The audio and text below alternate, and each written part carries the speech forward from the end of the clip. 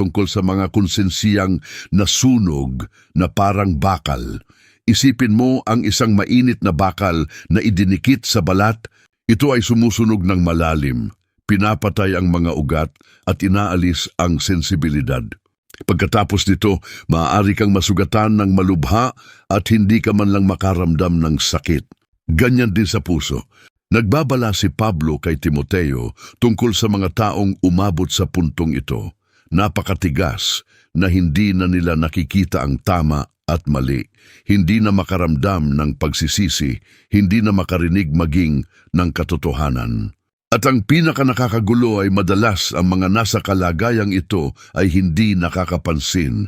Patuloy silang pumupunta sa simbahan, sumasali sa mga gawaing pangrelihiyon, marahil ay nangangaral pa, tumutulong, gumagawa ng mga gawaing kawanggawa. Ngunit ang lahat ng iyon ay walang tunay na buhay espiritual.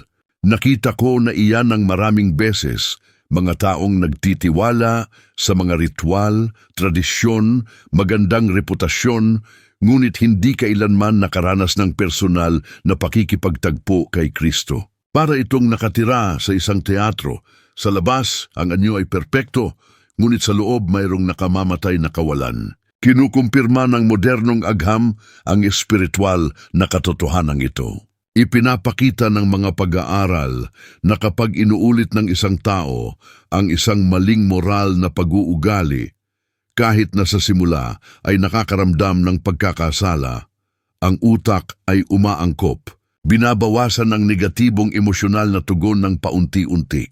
Mapanganib yan dahil lumilikha ito ng isang siklo. Nagkakasala ang tao, hindi gaanong nararamdaman ang bigat, inuulit, at sa maikling panahon wala nang nararamdaman pa. Ang kasalanan ay humihinto sa pagiging aksidente at nagiging nakasanayan. Marahil ay isipin mo, pero hindi ako ganyan. Gumagawa ako ng mabuti, hindi ako pumapatay, hindi ako nagnanakaw.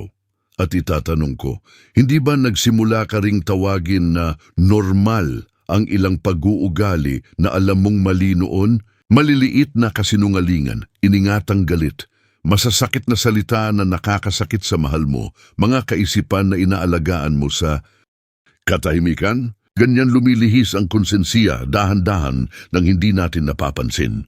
At huwag kang magkamali, ang kawalang sensibilidad na ito ay hindi lang nakakaapekto sa iyong buhay espiritual, nakakaapekto ito sa lahat ng larangan. Ang isang negosyante na binabaliwala ang